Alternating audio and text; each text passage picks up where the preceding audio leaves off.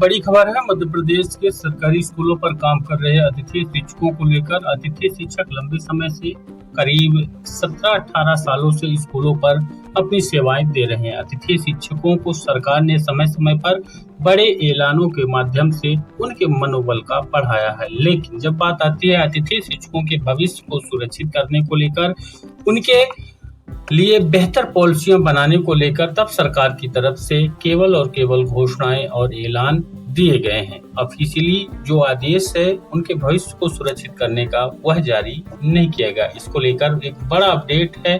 अतिथि शिक्षकों की पीड़ा है। यदि शिक्षक ही असुरक्षित होगा तो शिक्षा कैसे सुरक्षित रह पाएगी? एक बड़ा सवाल जो कि सभी को प्रदेश सरकार से पूछना चाहिए।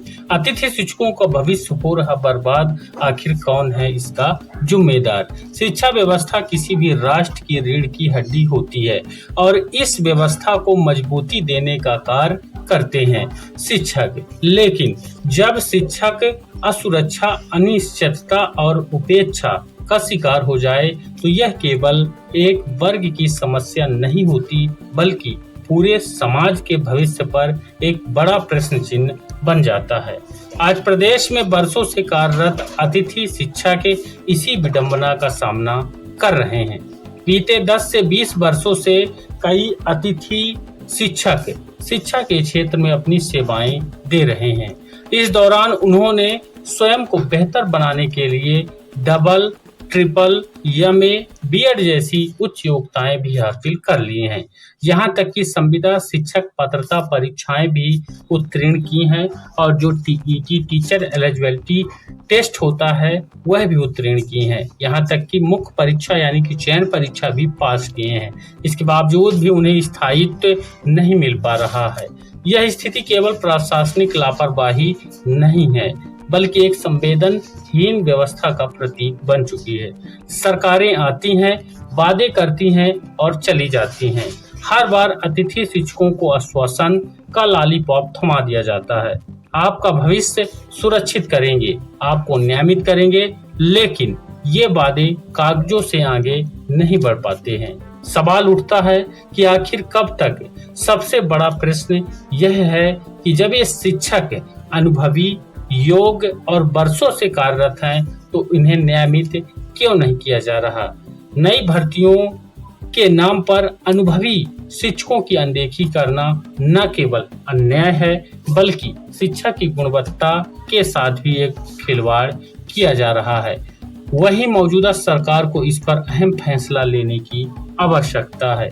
अब समय आ गया है कि सरकार इस मुद्दे को गंभीरता से ले, लेकिन केवल आश्वासन नहीं बल्कि ठोस निर्णय लिए जाएं। अतिथि शिक्षकों के अनुभव, योग्यता और समर्पण को देखते हुए उन्हें नियमित करने की दिशा में पहल किया जाना चाहिए। उम्र की दहलीज पार करते हुए अतिथि शिक्षकों का कैसा भरण पोषण होगा?